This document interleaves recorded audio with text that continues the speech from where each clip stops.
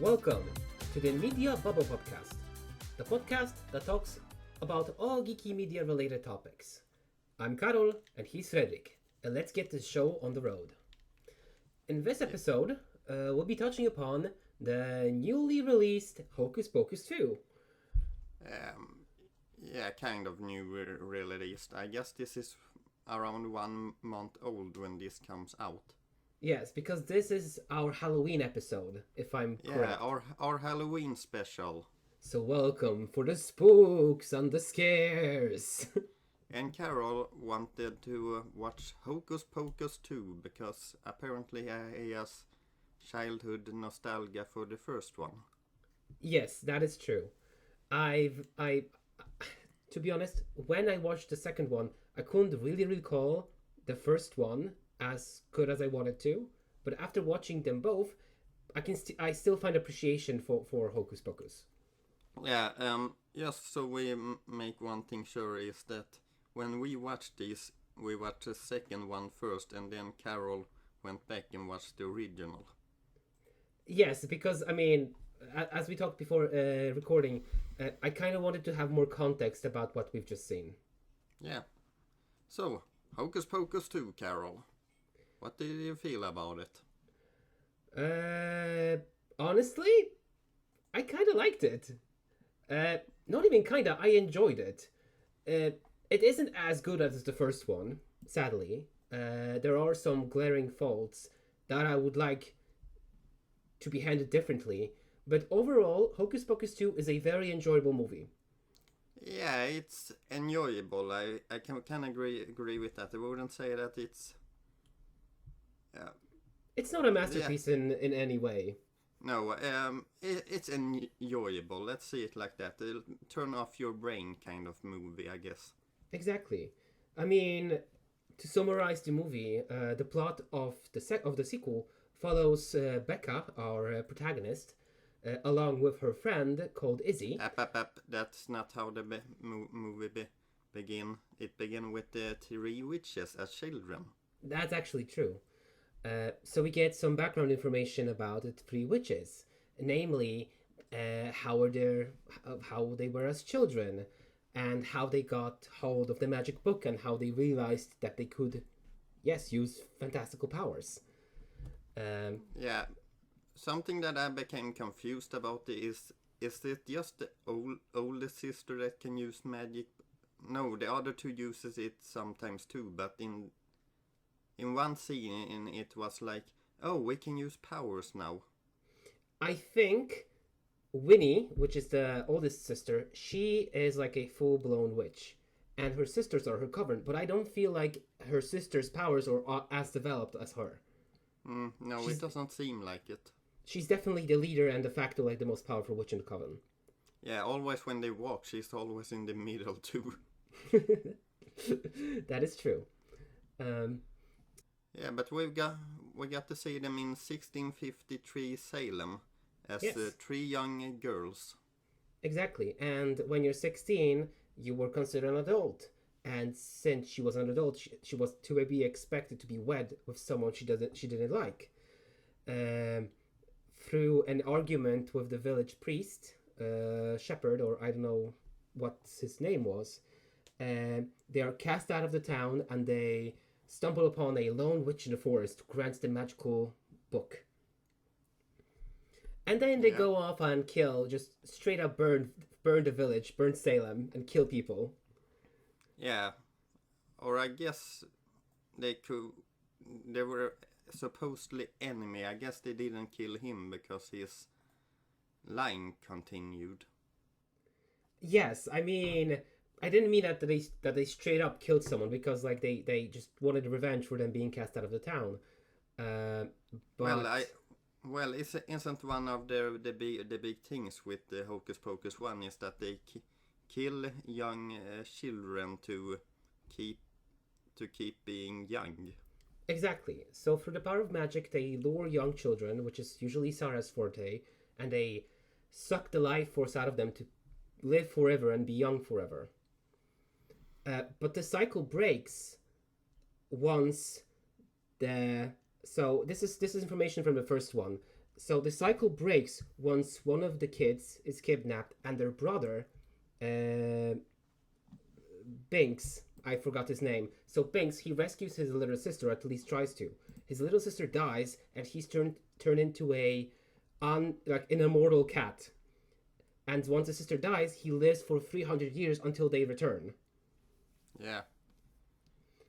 This sequel follows not really the original main characters. It's more the villains of the original movie, which is these three witches. Yeah, which I think is actually kind of good, because this is what I wanted to see in a sequel, more of the Sanderson Sisters. Yeah, I guess they were the rememberable part of the original. I mean, are we?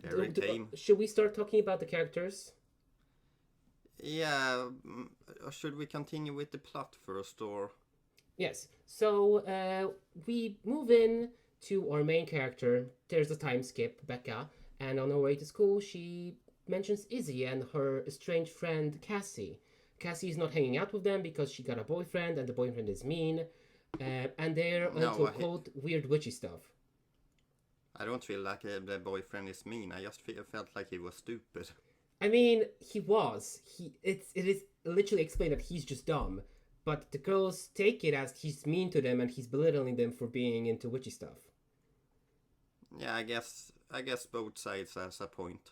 Yeah, there was this weird misunderstanding, which is kind of a different vibe from the first one, because in that movie, a lot of people are freaking mean, man.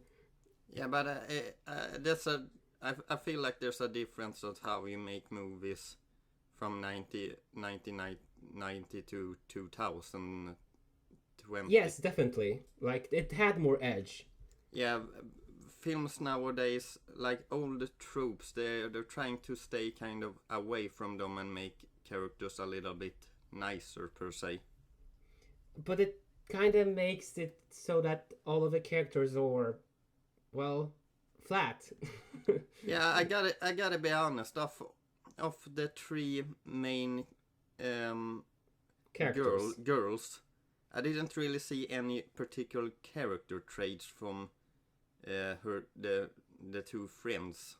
Yeah, I mean, we have Becca I think is the most developed. So Becca is a 16-year-old witch with powers. She doesn't know that yet, but she has magical powers, and yeah, she doesn't take shit. She likes what she likes. She doesn't smile. She doesn't smile. She's kind of emo, but we like that about her. And she's passionate about her friends. So there's something here. But and she has magic powers. And she has magic powers. So there's something here. But her friend Izzy, the one with glasses, I don't think she talked about anything she liked besides magic. And I don't think she even did anything like memorable. The thing, she was kind of just in the background. We don't really, her personality doesn't really get explored at all, to be honest.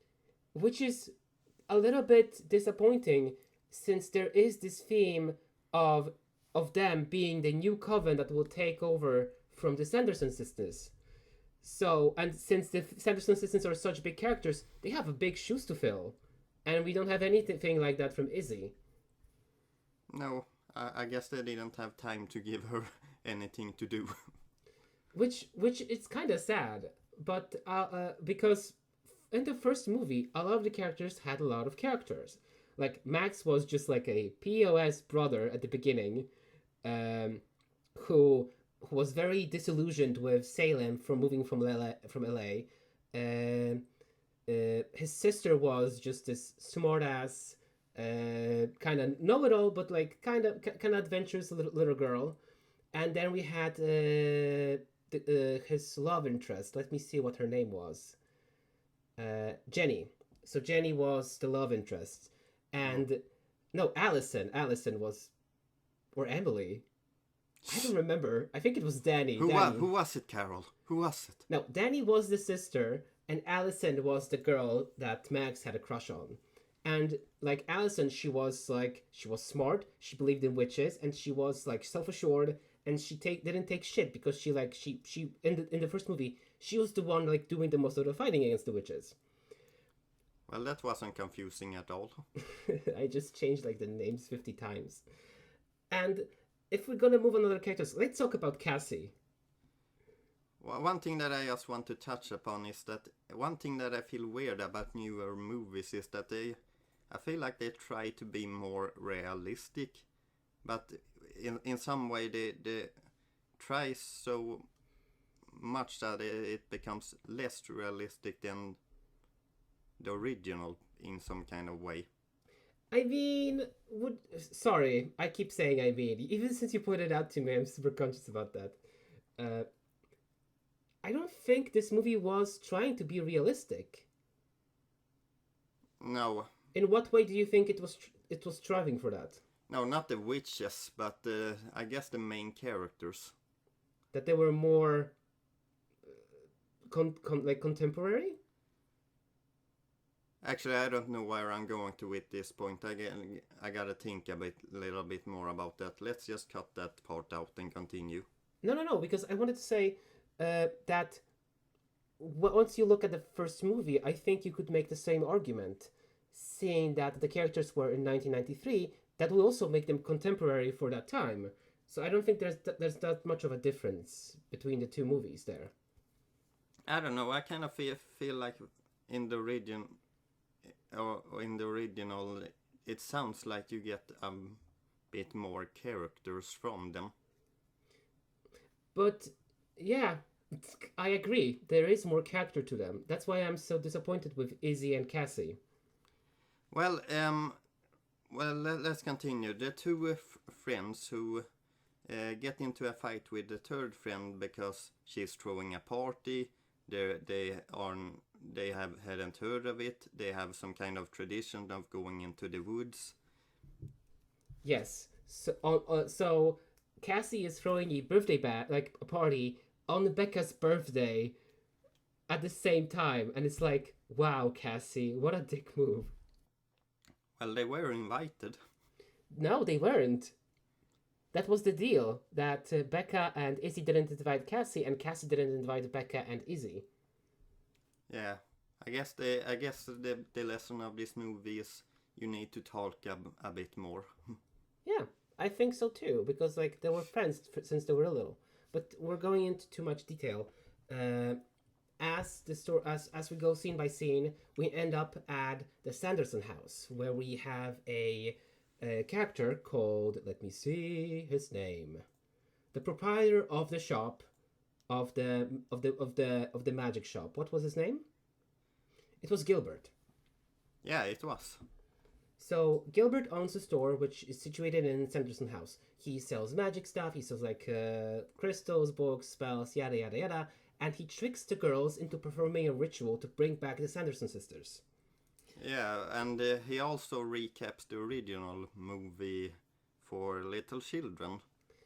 I think he does not only recap, he ties it back to it, because we didn't see him in the original. Yeah, he also explains or try to explain a virgin has to lit the candle when they turn 16-year-old. What's a virgin? I mean, in the original, they really drive the point that Max is a virgin. Yeah, that is a bit weird. I feel how plot-driven that is without even explaining what it really is. It was very humorous, but yeah, here it ends up being Becca, and she summons the sisters and tries to trick them into them seeing them as witches, so that they will not be consumed by them. So this confirms that Becca is a virgin. Exactly. Okay. They go into Walgreens, and the witches begin. No. Let's explain a little bit more. They when they lit the candle and say some words, the Sanderson sisters comes back, and they are firstly talking about, should we eat these two children? No, we're not children. We're 40 years old. Oh damn! And then they take them to Walgreens instead. Yes, which is amazing, since it's the same kind of thing as in the original. I'm sorry I'm making so many comparisons, but it's refitting the same grounds. The witches are introduced to something new, like concrete, or in this case, beauty products. And then if I'm being honest, this was maybe my least favorite scene of the whole films. Oh, this isn't my least favorite. There's a scene later that really hammered it in for me. Yeah, but I feel like the trope of getting characters that are not from that age to react to new technology is kind of getting old. And that's kind of what these scenes are them reacting to doors that open by themselves, beauty products and robots that vacuum up things. Oh no, I thought the Roombas were cute, but I agree with the doors. I don't know, it was not a fun joke. I kind of like that they kind of made the witches eat all the beauty products because like that what makes you young, stay young. And I like the shenanigans, but the door joke felt flat, I feel like. So with some salt, the two girl escapes and gets to Gilbert's shop. Exactly, where it turns out that whoop-de-doo, Mr. Gilbert tricked the girls into performing the ritual, fully knowing that the Sanderson sisters ate and killed kids, and that they'd probably be on the chopping block as well. So what the fuck? I don't feel it's said enough that Gilbert did an oopsie like a big oopsie whoopsie, and that was all kind of his fault. I also kind of feel like this is a bit of a joke of, because he says, well, no, they're misunderstood. They're they lampshaded the fact of. Yeah, I kind of feel like, oh, is this some kind of joke of how we're today always trying to make character that looks evil to be good in some kind of way. Maleficent, Cruella. Yeah, kind of. But I liked that. Yeah, no, they were not misunderstood. They're just evil. They're just they hold grudges. They're just messy. Yeah, they just eat kids. It's simple. So Gilbert is bound by a contract to help the witches out. Otherwise, he would just die. Sorry, that's what you get for messing with the witches. Yeah. While all the witches stuff happens, Gilbert gets a side plot where he gets this list of items to get for them, while at the same time he is introduced to a zombie character. What was his name, Karol? Billy Butcherson. Yeah, Billy Butcherson, who helps Gilbert in his chase for these items. More details later. So Billy was the lover of Winnie, of Wilfred. It's been kind of expanded upon in the intro sequence that they've only kissed. There haven't been an actual romance between them, which kind of cheapens the deal from the first movie because they said they were lovers. They loved each other, which makes it so funny that he betrayed them later on. But here he it's also funny because wait, so he's alive? Why is he alive? But turns out he was just sleeping from the first movie. Once he woke up as a zombie, he just stayed there for 50 years sleeping. 29. Yeah, exactly. Yeah, so I guess he has had a lot of time to dream.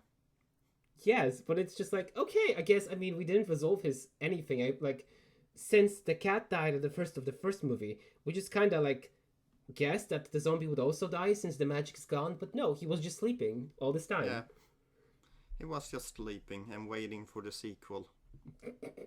To be resurrected as the movie began into production.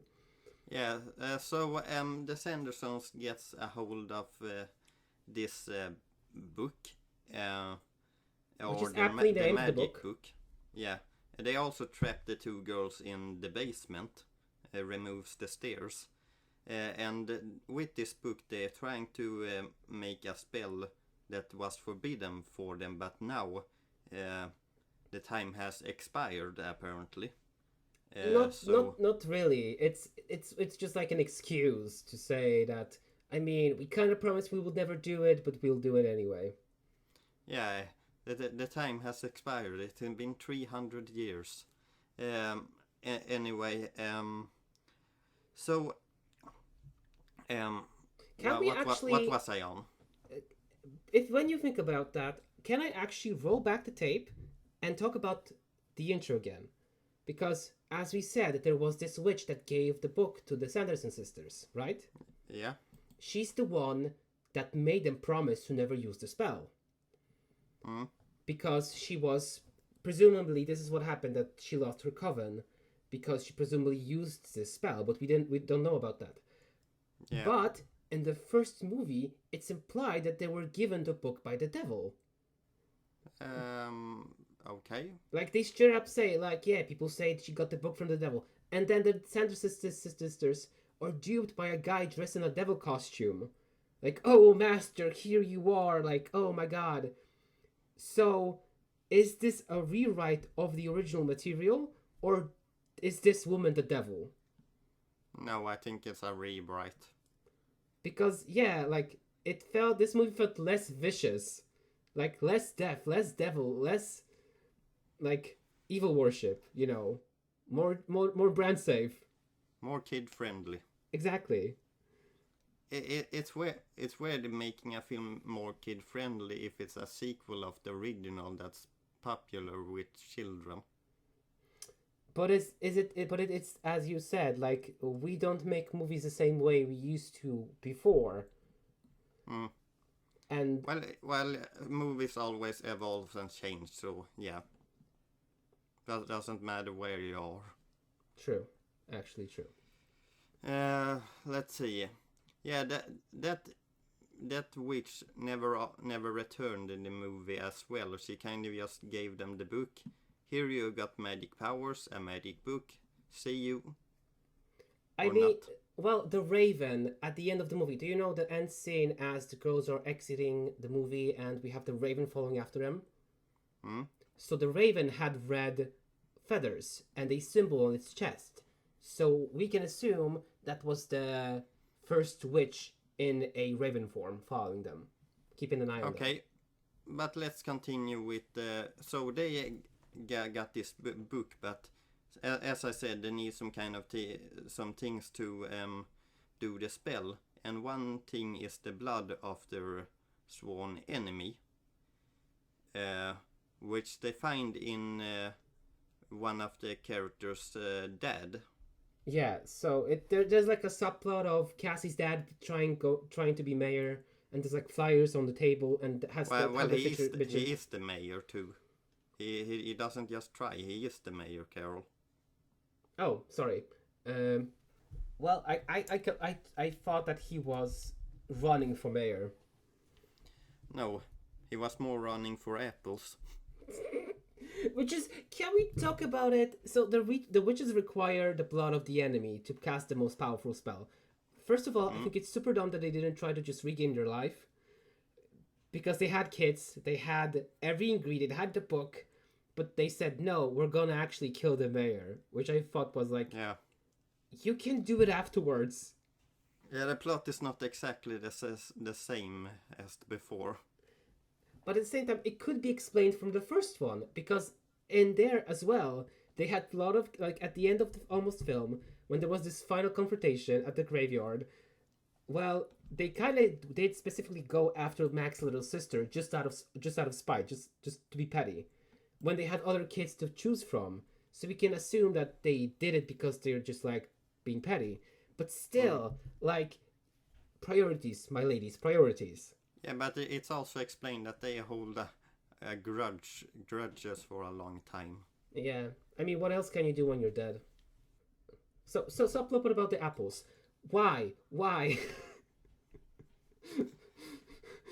It's so dumb. It's like, yeah, he really likes apples, so I'm gonna stand and, like, 3 times in line to get apples, and that's how the Sanderson sisters can't find me. Is this your least favorite? No, there's a worse scene.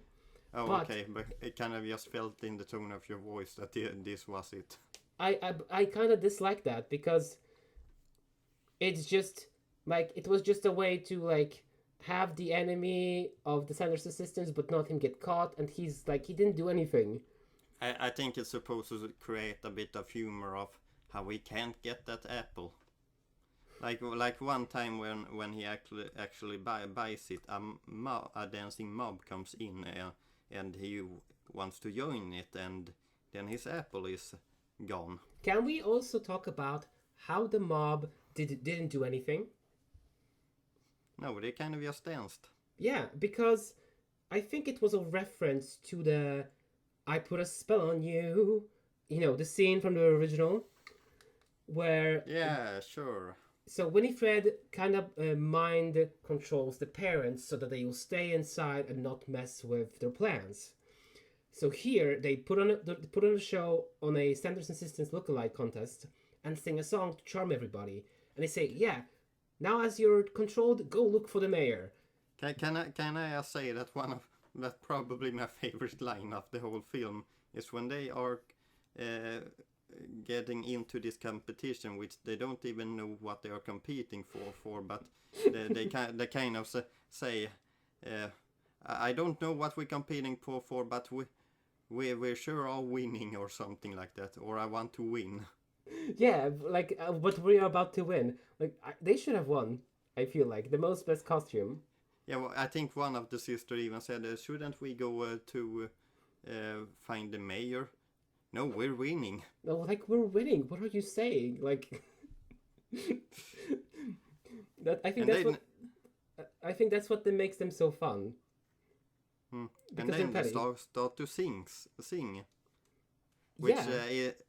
I gotta say that there's a more singing in this film than I was expecting, to be honest.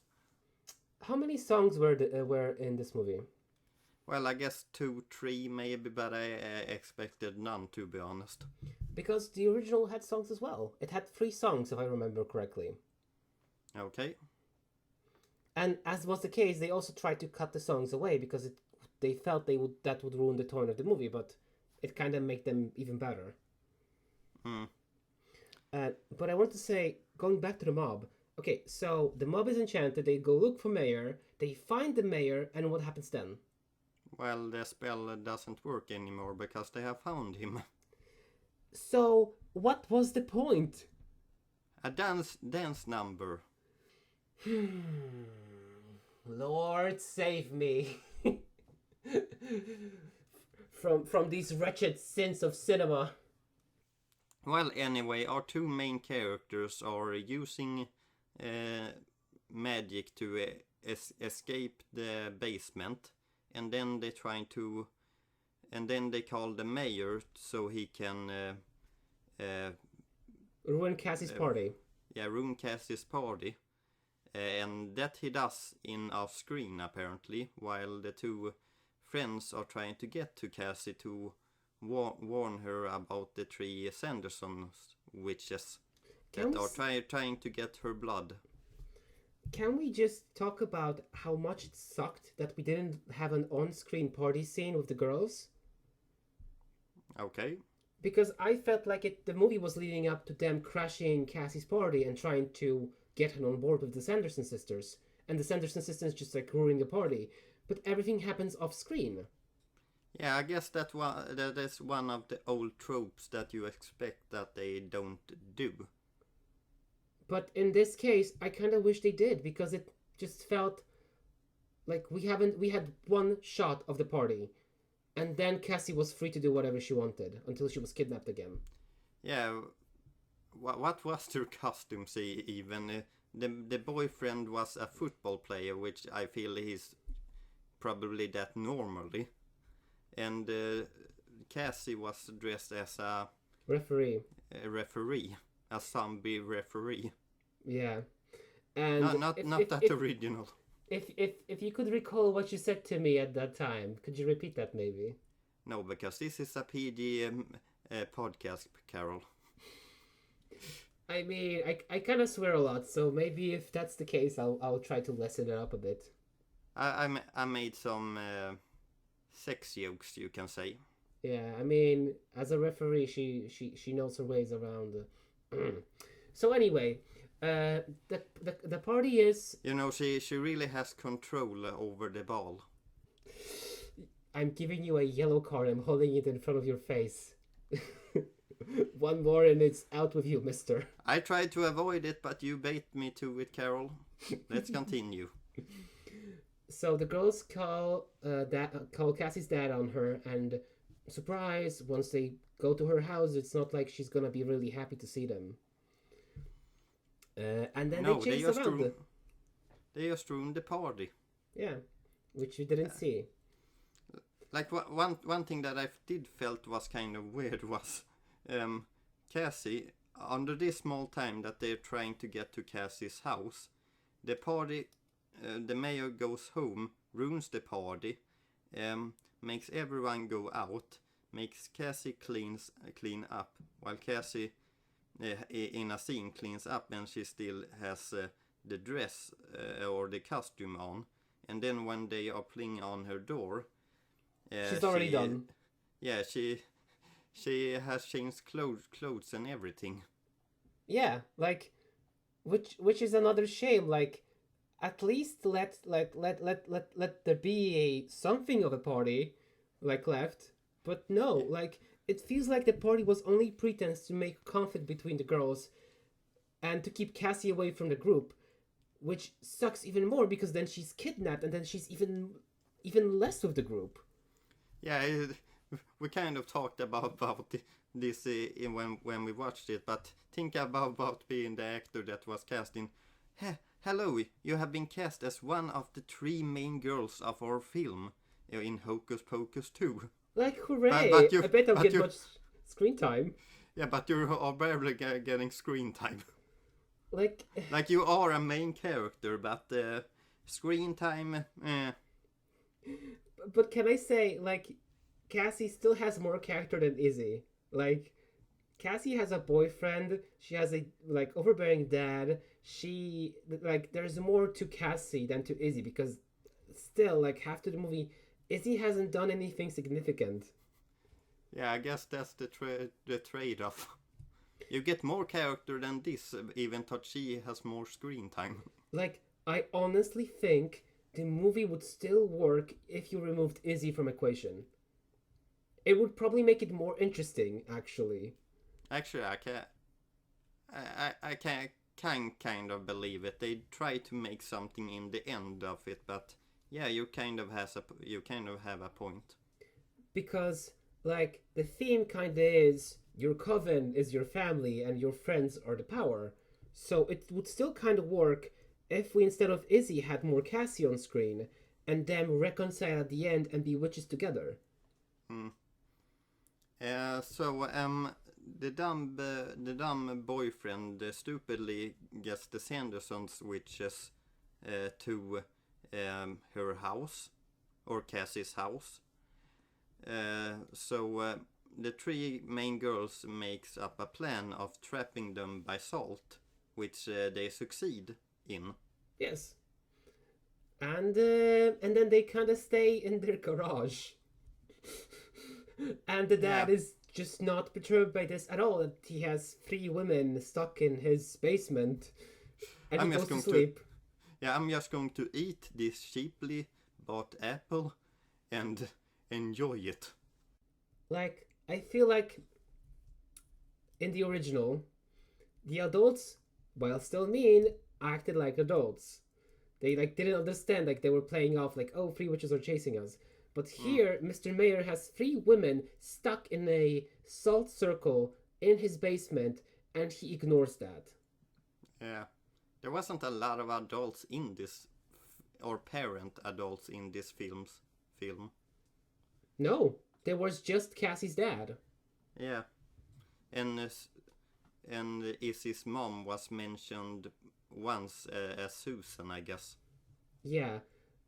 Which, I mean, there wasn't that, I mean, at least if you count the mayor scenes with the apple, which was one gag repeated multiple times, then yeah, they were adults. It's just that it wasn't interesting. It was kind of cuckoo logic, but I didn't know Mm. what I expected. Yeah, so the three girls and the boyfriend starts to talk and get their feelings out of why they fell out as friends and why the boyfriend kind of A jerk.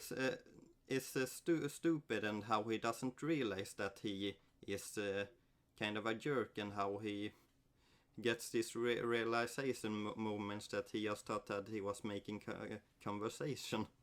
But I love that Cassie didn't say anything to him. Like, she didn't even come with the idea, like, hey, these were still my friends. Why are you mean? Yeah. Like, what the hell, Cassie? Like, you're with this dude, right? You can talk about stuff. Mm. You're with this dude all the time because you don't spend that time with your friends apparently. Exactly. Like, you can even more talk to, like, he how old are they? 16? Like, Yeah, 16, 15, I guess. and then he faints and we never see him in the movie again. Yeah, that I felt was kind of weird. He just kind of faints, and that was his last scene. Yeah, which is just another like thread dropped because I felt like if he kind of maybe got involved in the witch slaying, that would kind of repair the relationship between the gang altogether. Like they would be friends. Yeah, that Gilbert scene that he gets in the end, where he kind of comes back in when everything is already done. I thought that he would maybe do something like that. But he didn't. Like once he got all the ingredients, just like the jock and just like the party, just like yeet it out of the picture, and that's done. Mm. Your story arc is done now. You can you can be released from this movie. Yeah, exactly. Exit stage left. So yeah, the witches kidnaps, or maybe we should explain how they escaped from the salt. These vacuum robots that has followed them throughout the film comes and vacuums up the salt. So now the three Sanderson witches kidnap Cassie, who has their enemy's blood. Yes. So as you said, they don't have Roombas. They have Broombas. They're just those little two small pesky like Roombas that act as a broom to fly on. It's so cool. And then the two friends come and rescue them, or rescue Cassie. She fully uses magic to create a shield for her and her friends. Yeah. So it kind of.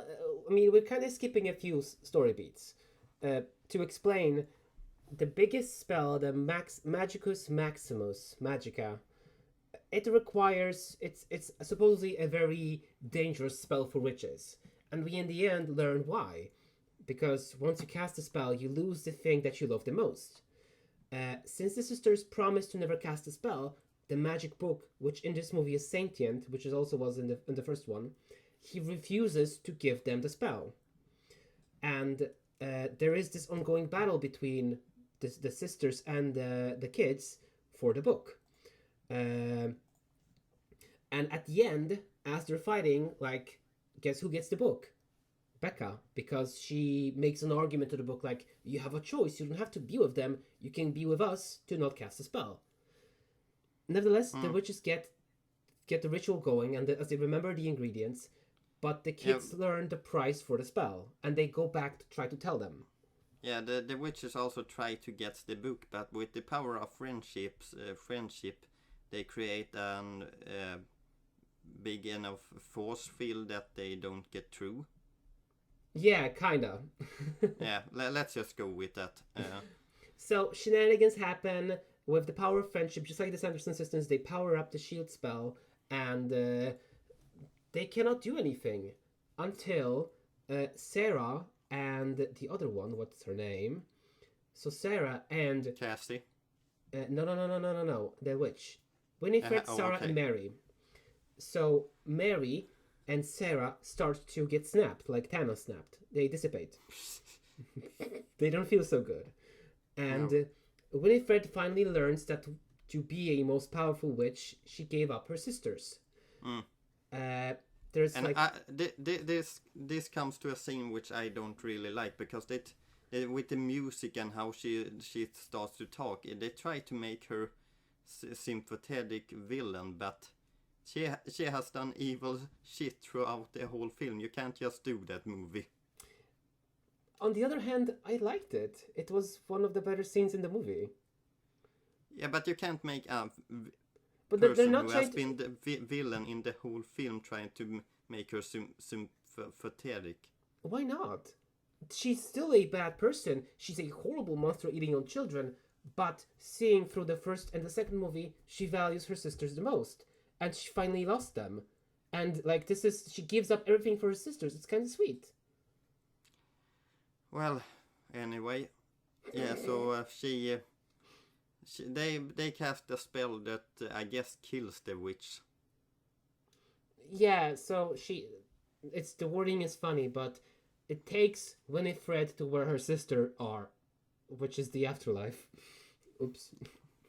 Oops, we kind of killed the witch. Yeah, we kind of killed someone, which is still, they kind of killed the witches, but it's still not as hardcore as the first movie, since they basically put them in a big industrial oven and turn on the fire, and straight up just burn them alive, and you hear the screams and the cassette player like screaming about a book.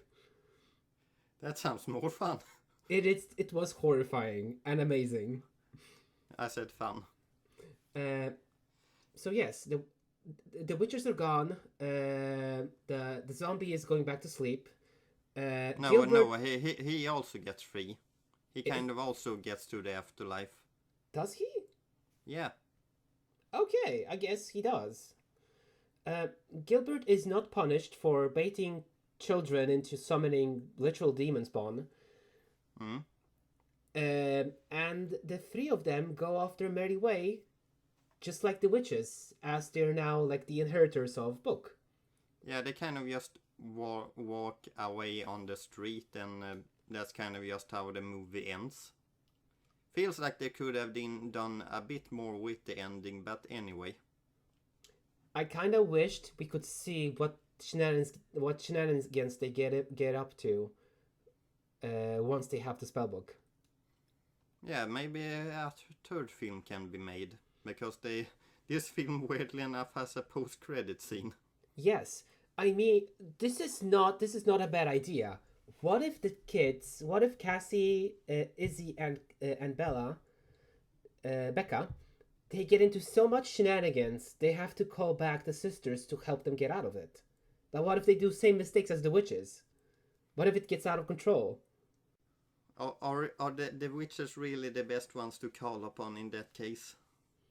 They're the ones most familiar with the book, and the only witches they know. Well, as you said, there was another witch who kind of had a raven form. True. So there's still, there's some plot threads I'd like to see. If there is a prequel. Yeah. Not really sure about that, but we also get... In the credits, they also make a song. Or it was a song that you heard earlier in the movie, but it was the three actors that sung it in a studio, you can say. I think they also sang something familiar in the credits scene in the first one, but they sang "I've Put a Spell on You." Actually, I wanted to talk about the scene that you liked the most and the scene that you liked the least. I've already talked about the scene that I disliked the most. It was the Walmart scene. So what scene did you like the best? I don't know, actually. I got it. Can you talk about your scenes while I think about it? All right. So let's start with the worst. So once the witches are following Cassie's boyfriend to her house, they break in, and there's like a scuffle going on, and they find an Alexa, and they say, "Oh no, there's a lady trapped in this box," and they freak out, and I wanted to stop the movie and stop watching it. And that's my least favorite scene. Okay. As I said, as I said in the beginning, I quite enjoyed the movie. It's just that some lame jokes didn't land. What I liked actually was either beginning when we got more information about the Sanderson sisters, or exactly the plea, as they were, as Winifred was trying to go back to her sisters. I think my favorite scene of the film was actually when the two of the friends in the beginning of the film goes to the witch cavern, and Gilbert has made it to a witch shop, and how he kind of retells the story of the original and kind of makes some lame jokes, and yeah. That was a nice scene.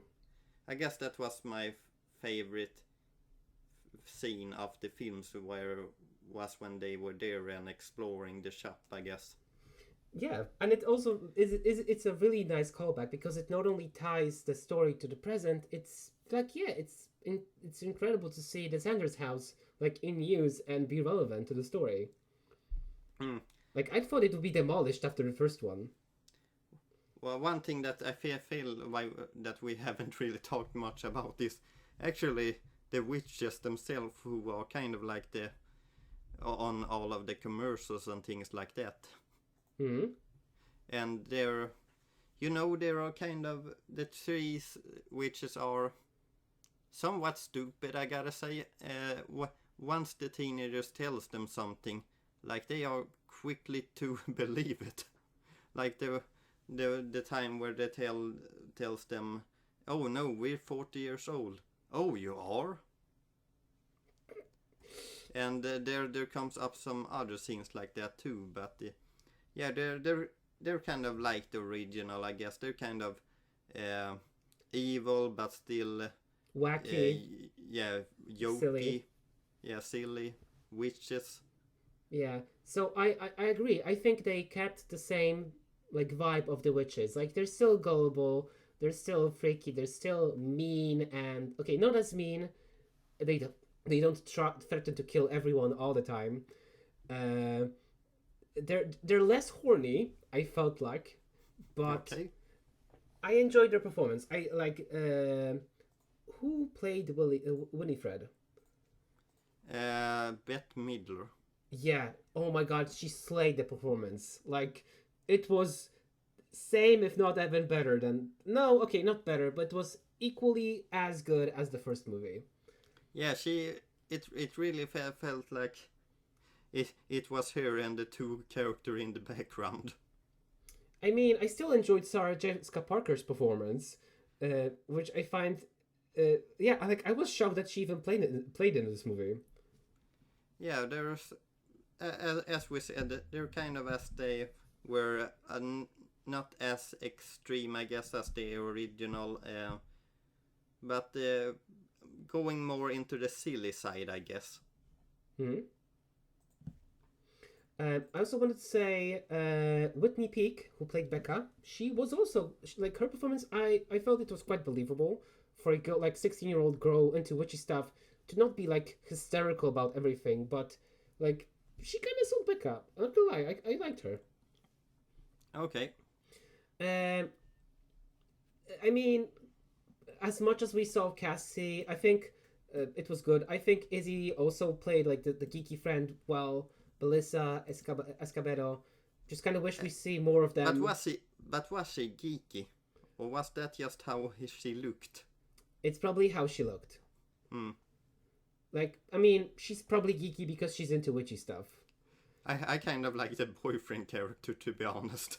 Which makes it so bad that we, like, as I said, I kind of wish he kind of reconciled with Izzy and Becca, and maybe he would also be part of the witchy crew. Like, he would at least help at the final battle. Mm. But he was just like, whoof. Like, because if they spend time together, then Cassie would be friends with both of them, and like they would have seen like, hey, she doesn't have to choose between the boyfriend and her friends. She can just be with everyone.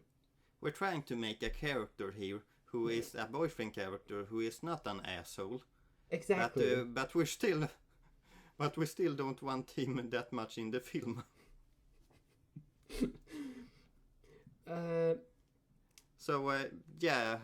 I guess we're kind of getting over our time a bit. So how did you feel about the film in kind of an ending kind of sense? I felt like if you like the first one, you will probably like the second one. And I'm hopeful for a third movie which will have a bit more focus on the characters. Because now the sisters are gone, we kind of want to see more of the main trio. We kind of gone through that in the whole film. More than the witches, I felt like the other characters needed more personalities, maybe.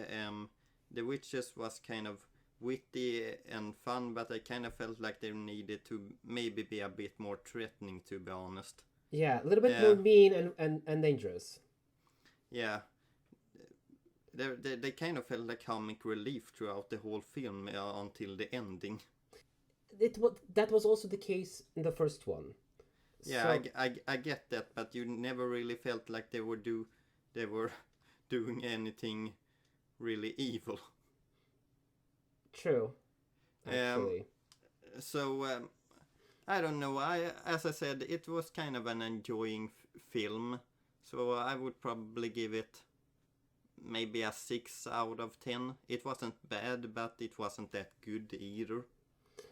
I'm gonna go with 7 out of 10, saying that I enjoyed it. I could probably watch it again. I probably will. But there are some flaws, and there is some missed potential with this. Between 7.5. I really like the film's visual look, at least. Oh yeah, this was a treat. Like a lot of the like special effects were like physical effects. And the magicks, it didn't feel like so much CGI was involved. It kind of also reminds me of just how good looking films are nowadays too. Yeah, like because aesthetically, just whole movie was very nice. Like nothing felt like really cheap, just campy, good fun, but high quality. Yeah, so I guess that was our episode of Hocus Pocus 2 and our Halloween special. Karol, exactly. Can you do the outro? As always, thank you all for listening, and we hope you enjoyed it as much as we have. Don't forget to follow, hit that bell icon, or follow us on socials like Twitter. See you again in the next episode, and have a wonderful day. Goodbye. It kind of started as a vampire, and then I felt like you mixed warrior into it. I kind of lost the thread at the end, I'm not gonna lie. But have a wonderful day. Goodbye. Ha ha ha ha ha.